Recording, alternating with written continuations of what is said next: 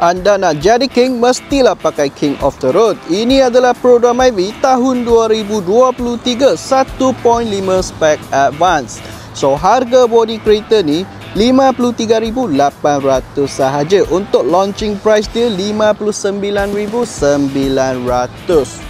Okay, so kereta ni dia sangat-sangat baru lagi ya. Untuk kawan-kawan yang tengah tunggu stok nak keluar masih lama tu, anda boleh cuba consider kereta ni. Sebab kereta ni mileage dia baru 10,000 sahaja.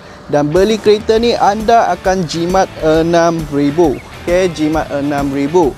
Lepas tu untuk bulanan kereta ni pun lebih kurang sama sahaja dalam 700 lebih.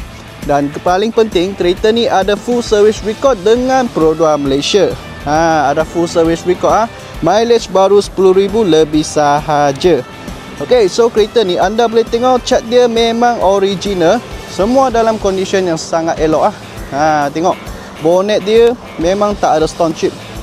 Semua dalam condition yang sangat elok lagi. Rim kereta masih original. Bunga tayar ada lagi 70% ataupun 80%. Okey, untuk dalam interior dia, untuk A1 spec ni dia memang nampak lawak sikit dia ada two tone warna. Ada merah ni, kerusi pun two tone. Okey, ini adalah full original leather seat Hanya A1 ada kerusi macam gini, nampak sporty sikit. Lepas tu radio system masih original touchscreen display yang ada digital clock. Reverse camera memang ada sudah. Tengok anda lah. Kalau anda nak screen lebih besar, next time boleh tukar sahaja. Okey, interior sangat cantik tak ada celah, tak ada ketuk. Lepas tu passenger seat dia ruang masih okey lagi. Dia macam satu beza punya ruang lah.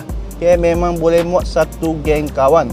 Kerusi belakang pun boleh letak isofix. Okey, boleh letak car seat So bahagian belakang nampak simple and nice. Kalau rasa dia boring, lain kali tambah je jajan. Sebab kereta Pro Drum IV ni memang banyak body kit dia atas market sudah. Ramai orang muda beli kereta ni sebab kereta ni dia senang untuk buat modified. Okey, seterusnya kita tengok driver seat dia pula. Pintu sini ada keyless entry kawan-kawan. Okey, so driver seat dia untuk steering dia ni multi-function steering. Okey, ada cruise control, lane assist, power mode pun ada juga.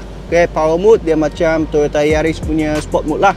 Tengok mileage kereta ni baru 13,000 sahaja. Saya pun tak tahu kenapa owner mau jual kereta ni. Condition sangat cantik, elok-elok lagi.